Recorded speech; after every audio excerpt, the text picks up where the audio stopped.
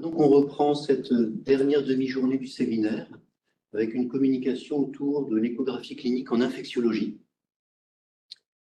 Donc, l'échographie clinique, c'est quelque chose que font les infectiologues et c'est assez récent.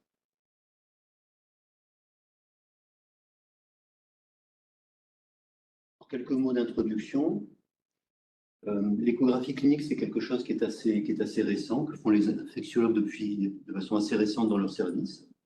Pourtant, c'est une technique qui est assez simple, c'est une technique qui est non irradiante, qui est utilisable au lit du malade et qui peut répondre à un certain nombre de questions cliniques qu'on se pose dans différentes spécialités.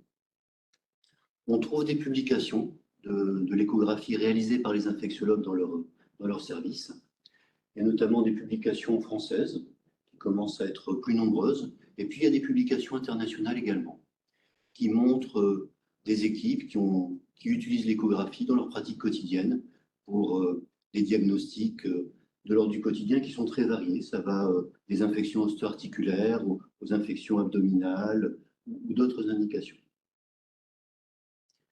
Alors, il y a également cette enquête qui a été faite par le réseau des jeunes infectiologues, qui est intéressante puisque ça fait une photographie, un état des lieux sur la situation. Et quand on demande à des infectiologues, internes en formation, chefs de clinique, docteurs juniors, PH ou bi-appartenants, quand on leur demande s'ils ont déjà utilisé un échographe, vous voyez que près de 80% répondent oui. Par contre, ce qui est intéressant aussi, c'est que pour près des 2 tiers, ils n'ont pas utilisé dans leur service de maladies infectieuses à proprement parler. Mais je crois qu'on a tous été amenés à un moment donné à rencontrer une machine d'échographie et à voir que c'était faisable. Ensuite, concernant l'usage, pour ceux qui utilisent l'échographe, ce sont des usages qui sont très variés. Alors, certains répondent que c'est pour un diagnostic infectiologique, notamment le diagnostic de pneumopathie, d'infection des poumons. Vous savez qu'on peut faire l'échographie thoracique. Ou des diagnostics d'infection de type pyélonéphrite. Alors, je pense que c'est plus pour le diagnostic des complications, probablement. Et aussi le diagnostic d'infection ostéo-articulaire, comme les arthrites ou les abcès. Ça peut être aussi pour sécuriser une procédure. Et là, ça peut être pour faire une ponction pleurale, une ponction d'acide, ou également pour mettre en place une voie veineuse, ou fonctionner un abcès. Alors, effectivement, il y a beaucoup d'indications potentielles. Certaines de ces indications sont infectiologiques, d'autres ne le sont pas. Vous voyez, là, je vois sur la vignette l'adénopathie cervicale qu'on a repérée. On va pouvoir la ponctionner et tout de suite, immédiatement, dès l'entrée du patient, on va pouvoir avoir le diagnostic d'une adénite suppurée et peut-être très rapidement d'une adénite d'origine tuberculeuse. Ça peut être aussi pour faire le diagnostic d'une infection articulaire ou tout simplement pour mettre en place un accès veineux. Par exemple, à Bordeaux, on pose le midline nous-mêmes actuellement. C'est des choses pour lesquelles on peut tout à fait se former et qui permettent en fait d'apporter aux patients des soins plus rapides. Ça peut être aussi pour l'échographie thoracique, ponctionner, repérer un épanchement pleural ou une note séreuse. Et puis là, j'aperçois un autre diagnostic, un diagnostic de grossesse qu'on a fait chez une patiente qui nous était arrivée en SDRA pendant le Covid. On avait eu cette surprise, même si c'est pas fréquent, c'est pas l'usage que l'on vise. Alors, ce que je peux vous apporter, c'est un témoignage de ce qu'on fait, par exemple, sur notre centre, où on a un équipement. Et donc, ce qui existe sont des échographes mobiles. Alors, mobiles, vous voyez, ils sont sur roulettes, ce qui veut dire qu'ils peuvent être postés dans une salle d'échographie. Mais aussi, on peut les déplacer rapidement au lit du patient pour un geste d'urgence, quand on se pose une question et que le patient n'est pas mobilisable, parce que le patient est hospitalisé. Alors, il y a des échographes qui sont plus ou moins volumineux, qui sont plus ou moins facilement déplaçables. Ça dépend de l'usage qu'on veut en faire. Et puis, il y a aussi la question des sondes qui sont à disposition. Alors, je vous donne ce témoignage de l'équipement qu'on a choisi de faire. Vous voyez sur la vignette en bas à droite, la sonde qui est au premier plan, c'est une sonde linéaire. Cette sonde linéaire, en fait, elle est intéressante pour faire l'échographie de structures plutôt superficielles. Échographie du genou, par exemple, échographie de l'épaule, des structures plutôt superficielles. Et derrière, vous avez la sonde convexe, qui est typiquement appelée sonde abdominale, qui va être intéressante pour l'abdomen, mais pas que, parce qu'elle peut être intéressante également pour l'échographie de la hanche ou pour l'échographie thoracique. Et enfin, la troisième et dernière sonde qu'on a choisi d'utiliser, ce sont les échographes, ce sont les sondes dites phased array, qui sont tout bonnement les sondes d'échographie dites cardiaques, qui peuvent servir pour le cœur, mais il y a d'autres applications pratiques intéressantes. Alors, l'échographie clinique, à quoi ça sert? Il ne faut pas l'utiliser systématiquement. Tout d'abord, ça peut être un gain de temps dans certaines situations, mais dans ces situations, vous allez gagner du temps en sortant l'échographe, mais il ne faut pas le sortir systématiquement, sinon c'est lourd et ce n'est pas forcément utile. Ces situations, elles peuvent être codifiées. Par exemple, pour ce qui est de poser un accès veineux, il y a des travaux qui existent où on sait que sortir l'échographe, ça peut être intéressant selon certains critères, il y a même des scores. Par exemple, si le patient est obèse ou s'il a des antécédents de toxicomanie ou si on lui connaît des difficultés d'abord veineux précédents. Ensuite, il y a différents usages. Ça peut être très intéressant de sortir l'échographe pour sécuriser une ponction. Ça sont des choses qui ont été très décrites. Il y a beaucoup de publications. Par exemple, par les pneumologues ou les médecins urgentistes qui ont vraiment montré une diminution du taux d'incidence des complications avec l'usage de l'échographe. Et puis, utiliser de l'échographie dans le service de maladies infectieuses, notamment pour le diagnostic des infections ostéo-articulaires, ça soulève un certain nombre de questions. Notamment, il y a la question de comment se former la formation. Il y a la question des conditions d'utilisation. Ça, je vais essayer de vous donner quelques éléments. De l'usage, où est-ce qu'on met l'appareil? Est-ce que c'est dans une salle dédiée? Est-ce que c'est l'échographie point of care, c'est-à-dire au lit du patient? Et comment on assure la traçabilité de ce qui est observé et des conclusions. Alors, je vais vous donner quelques éléments en vous parlant tout d'abord des infections des parties molles et ensuite des infections de l'échographie articulaire. Alors, pour parler des parties molles, je voudrais vous donner des éléments de départ qui sont déjà comment reconnaître un abcès en échographie. Et donc, je voudrais vous donner quelques éléments d'échographie clinique pour reconnaître un abcès. Alors, là, vous avez une image d'une échographie avec un abcès des parties molles qui se trouve à ce niveau. Je pense que vous voyez la flèche. Alors, un abcès des parties molles, généralement, c'est plutôt rond, mais pas exactement, puisque vous voyez qu'il peut y avoir des sortes de petites digitations, en fait, qui sont au pourtour de l'abcès, donc c'est généralement pas exactement rond.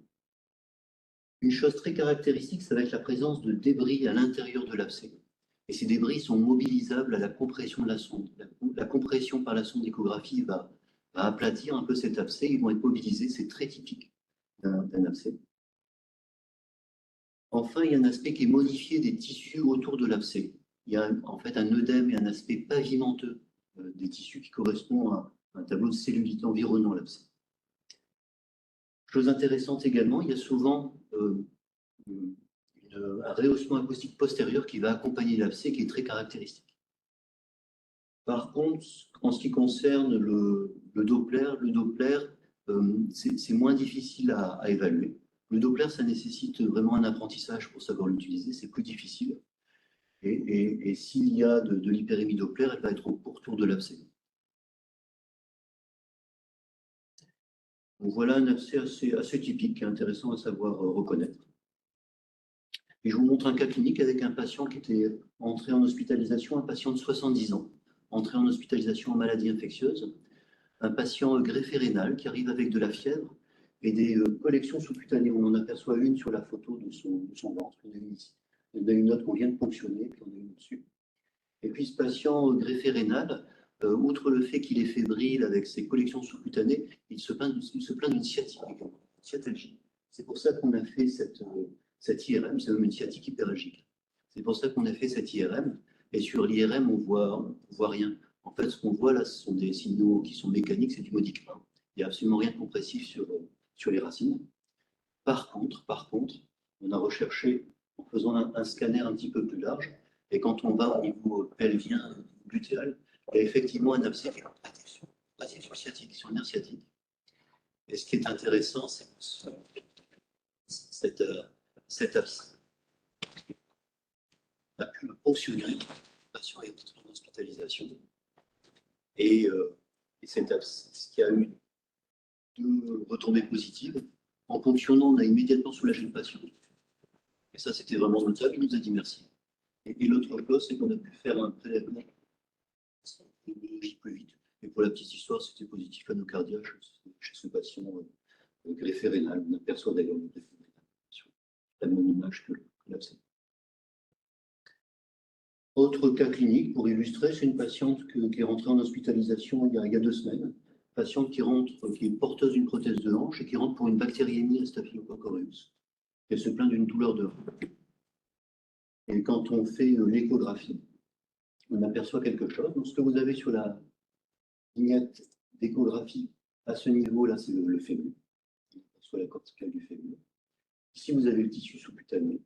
Ici, vous avez le muscle vaste latéral qui est fibrillaire.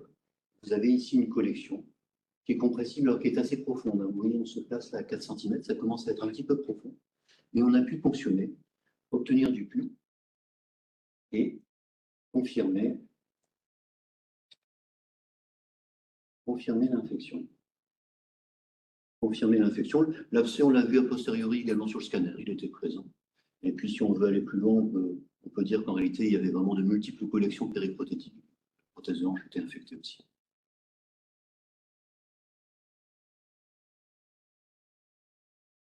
Alors là, comme vous commencez à avoir vu des choses, c'est un quiz, donc je vais vous laisser deviner votre diagnostic.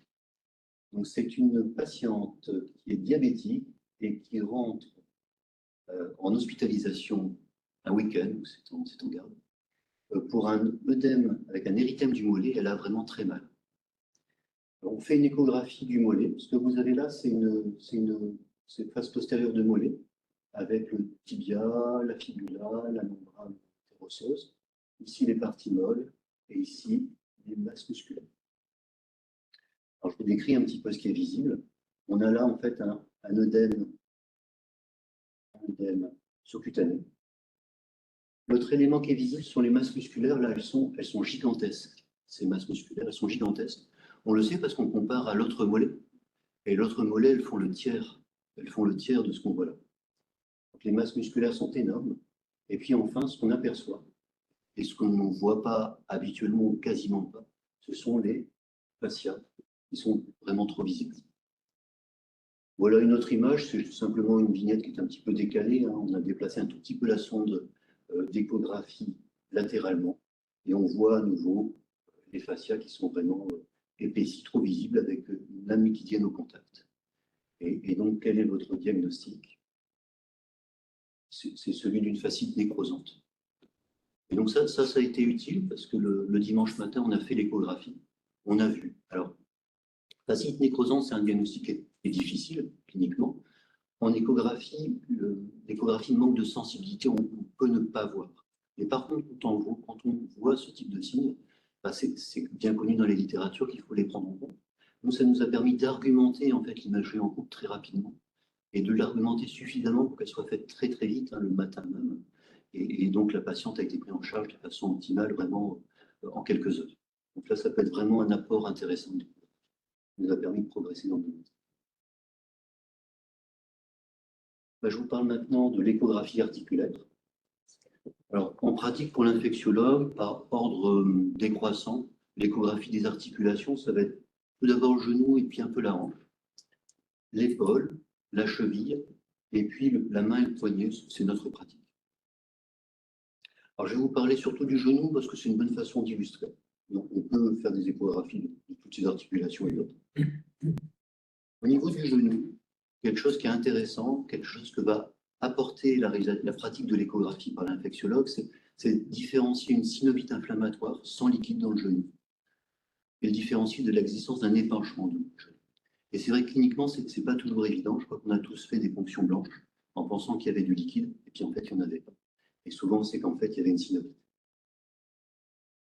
Alors, quand on fait de l'échographie, on découvre ou on redécouvre des choses que les chirurgiens connaissent très bien, mais que nous, infectiologues, on pratique plus depuis très longtemps, très souvent. C'est l'anatomie. Et en l'occurrence, c'est l'écho-anatomie. Et par exemple, vous voyez le genou, vous vous souvenez, il y a la bandelette iliotibiale, il y a le biceps fémoral, il y a beaucoup de choses. Il y a les différentes faces également du genou. En échographie, on va raisonner avec la face antérieure, la face latérale, la face médiane, la face postérieure, et avec toutes les structures qui correspondent. Ça va être le raisonnement que va faire le radiologue. Mais nous, on n'est pas radiologue. Et quand on va faire l'échographie, comme clinicien, on va chercher à répondre à une question simple. On va entrer dans notre algorithme de raisonnement clinique. Et donc, comment on va faire pour l'échographie articulaire du genou? Tout d'abord, on installe le patient. Une échographie, c'est hyper important quand on en fait une de bien installer le patient dans des conditions qui permettent que ça soit confortable pour lui, confortable pour la personne qui va réaliser l'échographie, et qu'on soit dans une position qui va permettre de rechercher une image de référence, c'est-à-dire une image type. En fait, en échographie, on ne va pas poser la sonde au hasard, on ne va pas balayer la sonde comme ça au hasard. On va vraiment poser la sonde à un endroit pour voir une image typique, une image de référence. En l'occurrence, pour le genou, le patient il est en décubitus dorsal, le genou légèrement fléchi, 30 degrés. Ça peut être pas mal de mettre un drap plié derrière le genou, que ce soit légèrement fléchi, puis que le patient soit confortable. Et on va poser la sonde ici, vous voyez, juste au-dessus de la rotule, dans le plan sagittal. À ce niveau-là, on obtient cette image, avec à ce niveau la rotule, en blanc. Souvent, il y a un petit coussinet graisseux qui se trouve ici et là, peut être présent plus ou moins selon l'anatomie du patient. Et ce qui est en vert, qui est très fébrière, c'est le tendon quadricipital. À l'état normal, la cavité articulaire, elle est virtuelle, il n'y a pas de liquide. Mais chez ce patient, elle est remplie. Là, vous avez l'image d'un patient qui a un épanchement intra-articulaire. Alors, quand vous avez repéré, vous pouvez dire, voilà, ce genou qui est gros, ce n'est pas une synovite, il y a réellement du liquide. Est-ce qu'il y a peut-être un intérêt pour le diagnostic, pour le clinicien de ponctionner? Alors, si vous voulez ponctionner, ce que vous pouvez faire, c'est faire un quart de tour, et votre sonde qui était dans le plan sagittal, vous la mettez dans le plan axial, là, comme sur la photo. Vous allez obtenir l'image qui est à droite, on voit toujours le liquide, avec le fémur, la cavité articulaire. On a le tendon quadricipital qui est au-dessus, on va pouvoir ponctionner en arrivant. Le plus simple, quand on débute, et puis quand la ponction elle est facile, c'est simplement de faire une croix. On va repérer à quel niveau en hauteur il y a le plus de liquide. On va repérer l'endroit qui va nous permettre d'arriver plus directement au niveau de la cavité articulaire. On fait la croix. Et à ce moment-là, ce qu'on a prévu de faire, ça s'appelle un écho-repérage.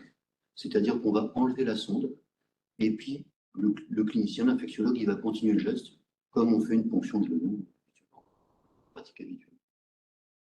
Alors, là, je vous dis un petit mot, on est habitué à ponctionner des articulations. Vous le savez, il y a l'installation qui est importante. Il y a l'asepsie, bien sûr, en particulier quand on manipule un écho. Et puis également, il y a aussi l'antalgie du patient, qui ne vous apprend rien. Là, on s'apprête à ponctionner une articulation qui est inflammatoire, potentiellement infectée. Elle est déjà douloureuse. Chez un patient douloureux, l'antalgie, il y a un vrai sujet pour que ça soit confortable.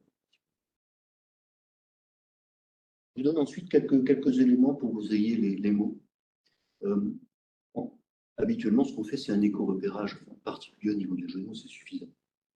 Et après, on peut chercher à faire une ponction écho-guidée et garder l'échographe. Là, on se met en stérile, avec une sonde d'échographie stérile, et toute l'installation.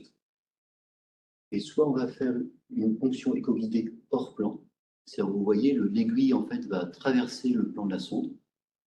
Soit on va faire une ponction écho-guidée dans le plan, c'est-à-dire dans le plan de la sonde. Et là, en fait, vous voyez sur la photo, en fait, l'aiguille, elle passe sous la sonde. On est dans l'axe de la sonde. Et c'est là qu'on va voir cette image où vous voyez arriver l'aiguille, là on voit l'aiguille qui traverse en fait le plan de la sonde, on est vraiment sous la sonde. On va pouvoir très finement aller guider une ponction au niveau d'une collection. Là, en l'occurrence, c'est une échographie de la hanche. Ça va être utile essentiellement pour des ponctions, quand on a des structures profondes à ponctionner. L'échographie dans le hors plan, ça nécessite déjà un certain apprentissage. L'échographie dans le plan, il faut vraiment être formé. C'est une technique. Je vous montre un petit cas clinique pour illustrer. Là, on a un patient de 30 ans qui revient pour une arthrite de genou.